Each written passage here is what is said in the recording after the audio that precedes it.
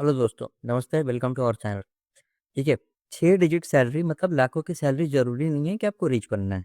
Rich बनने के लिए आपको क्या-क्या ज़रूरत है, आपको नेक्स्ट डिस्कस करेंगे इस वीडियो में कि नेक्स्ट 6 मंथ में आपको क्या-क्या करना है, वन बाय वन।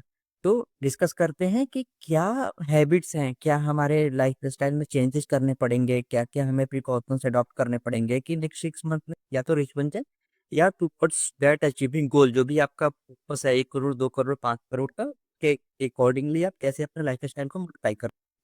तो 6 मंथ में हमने कुछ एक्टिविटी को डिवाइड करा है, डिस्कस करते हैं फर्स्ट मंथ में क्या करना है। First month is regarding know your number, numbers में 4 चीज़ें। तो अब ये 4 चीज़ क्या-क्या कंट्रोल करना है, सबसे पहले आपको आपके टेक होम सैलरी क्या है? टेक होम सैलरी मतलब सारे टैक्सेस के डिडक्ट होने के बाद में जो आपके अकाउंट में पे आता है, एक्चुअल नेट इनकम क्या है, वो आपको पता होना चाहिए। सेकंड कि आप मंथ के एक्सपेंसेस जो भी आते हैं, रेंट, ग्रोसरी एक्सपेंसेस, बाइक के अगर कोई ईएमआई है, लोन ईएमआई है, ये सारे एक्सपेंसेस को आप नोट डाउन करो कहीं पे कि क्या-क्या एक्सपेंसेस आते हैं। थर्ड योर एग्जिस्टिंग सेविंग, अगर आप कहीं ईपीएस में सेव कर रहे हो, सुकन्या समृद्धि में इन्वेस्टमेंट कर रहे हो, शेयर्स में, वो सारे आप नोट डाउन करो कि क्या-क्या आपके एग्जिस्टिंग है सेविंग अकाउंट में है। और जो भी पर्सनल स्पेंडिंग है, कैजुअल स्पेंडिंग है, ज़ोमैटो में जो आप एक्सपेंस करते हो, सब्सक्रिप्शन है उसमें आउट करते हैं, सारे आप लिस्ट डाउन करो। बिकॉज़ देखो, आपने लास्ट टाइम कब बैंक स्टेटमेंट वेरीफाई किया था? I don't know.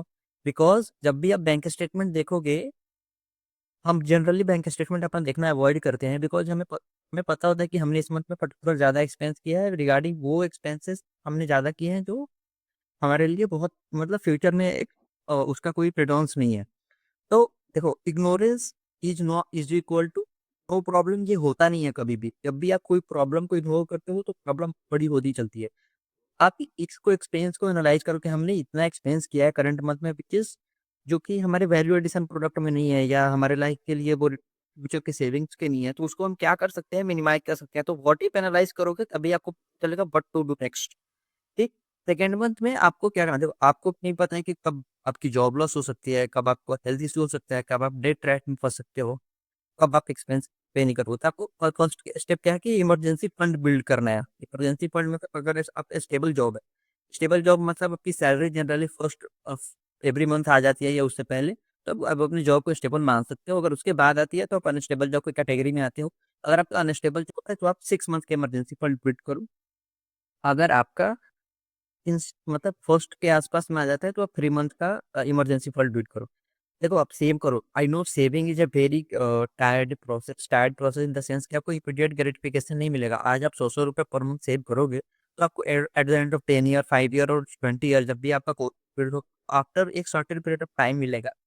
और ह्यूमन का टेंडेंसी क्या होता है कि उसको इमीडिएट ग्रेटिफिकेशन चाहिए। मतलब अभी जैसे हम क्या है, अगर हम ₹10 का या ₹20 का कोक परचेज़ करते हैं, पीते हैं और इसमें पीते हैं हम इमीडिएट ग्रेटिफिकेशन, इमीडिएट फन मिलता है। मूवी देखने जाते हैं, वो इमीडिएट फन होता है। हमारा जो माइंड है वो इमीडिएट ग्रेटिफिकेशन के लिए बना है। आपने सुना भी होगा कि फ्यूचर्स को कौन प्रेडिक्ट कर सकता है। तो इसी को अवॉइड करना है, फाइनेंस जो बिल्ड करना है वो डिसिप्लिन से कर ये वो भी हमारा इमीडिएट ग्रेटिफिकेशन उसको अवॉइड करना है। डेट करना किल करना है अपने बैड डेट को। अब बैड डेट 2 टाइप के डेट होते हैं, एक तो गुड डेट होते हैं, एक बैड डेट होते हैं। गुड डेट आप किसको बोल सकते हैं? आपने कोई एजुकेशन लोन ले रखा है, आपने कोई ले रखा है, आपने कोई ऐसा इमरजेंसी में कुछ ले रखा है, उसको आप बोल सकते हो डेट है। बैड डेट क्या है? क्रेडिट कार्ड का डेट है, कोई कार लोन का अगर आपके पास डेट चल रहा है, कोई आपने वेकेशन के लिए, ट्रिप के लिए अगर आपने स्पॉन्सर कर रखा है किसी लोग, तो उसको आप बैड डेट्स बोलते हैं। सबसे पहले आप उसको पे ऑफ करो। डेट पे ऑफ करने के 2 तरीके होते हैं। एक तो होते हैं कि सबसे जो हाईएस्ट रेट ऑफ इंटरेस्ट पे आपका जो लोन चल रहा है, हाईएस्ट रेट ऑफ इंटरेस्ट पे जो आपका लोन चल रहा है, सबसे पहले आप पे करो। उसके बाद में आप धीरे-धीरे नीचे आते चलो।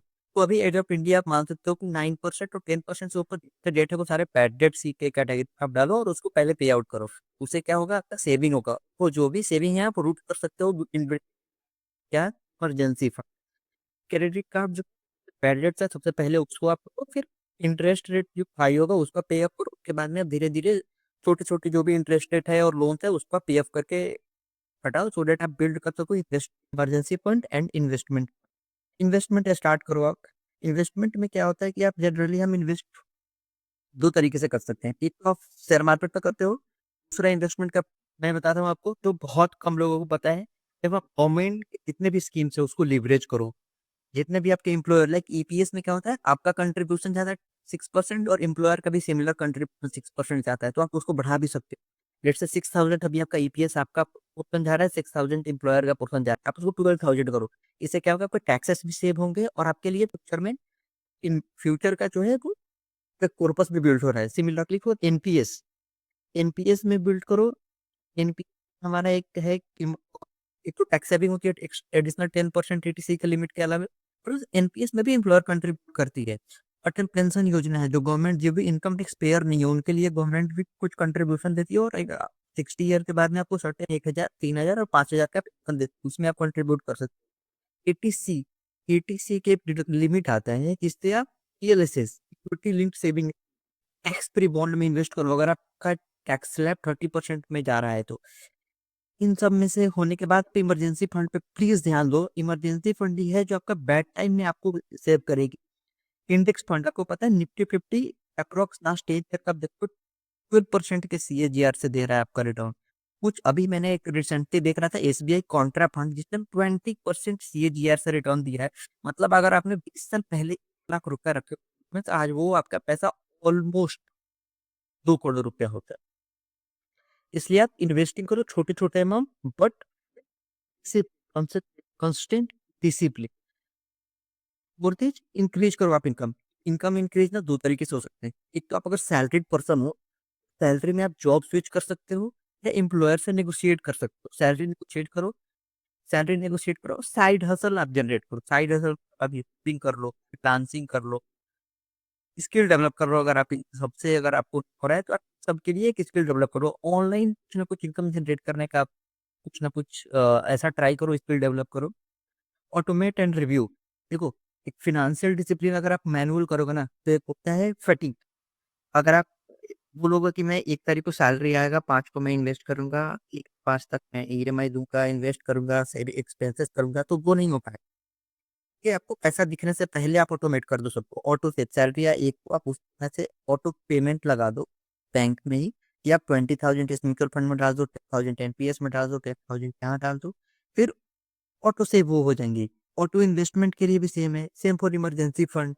गोल्स को आप रिव्यू करो रेगुलरली कि आपके क्या गोल्स है। आपने 4 करोड़ का गोल्स अगर रिव्यू किया लगाया था या आपने रखा है, एक 50, 30 एंड 20 का रूल्स आता है, उसको आप इम्प्लीमेंट करो। इसी चैनल्स पे बहुत सारे आपको वीडियोस मिल जाएंगे कि आप कैसे ऑटोमेट कर सकते हो पैसा पैसा को। तो बेस्ट पार्ट इज डिसिप्लिन से इन्वेस्ट करो, ऑटो सेव करो। देखो, मैनुअल इंटरवेंशन अपने लाइफ से हटा ही दो। अगर आप मैनुअली करोगे वो डिसीजन फटीक रहेगा और फिर आप वो कंसिस्टेंट इन्वेस्टमेंट नहीं कर पाओगे। इंडिया में on an average 60% mutual fund के SIP first year within ही खत्म हो जाए। मार्केट का आप वेट मत करो कि सही टाइम आएगा तब मैं इन्वेस्ट करूंगा, अभी मार्केट नीचे है। इंडिया में नॉर्मली ये होता है कि अभी मार्केट नीचे है, जब सही टाइम आएगा तब मैं इन्वेस्ट करूंगा।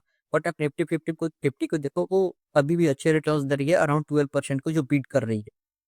डिसिप्लिन जो है बहुत ज्यादा मैटर करती है। वो इनकम से ज्यादा, आपकी जितनी इनकम है उससे बहुत ज्यादा इंपॉर्टेंट है discipline. Wealth is build for the period of time in the basis of systematic discipline. आज से ही इन्वेस्ट करना स्टार्ट करो आप। कभी भी परफेक्ट टाइम नहीं आता है इन्वेस्टिंग का। तो आपको करना क्या है, फर्स्ट मंथ में, सेकेंड मंथ में हमने 6 मंथ तक डिस्कस किया कि आपको क्या क्या करना है। अगर आपको लगता है कि आपके कौन सा बेनिफिट है, कौन सा मंथ सबसे मुश्किल है आपके लिए इन्वेस्टमेंट की जर्नी के लिए, प्लीज बताएं हमें। Thanks for watching the video. Bye.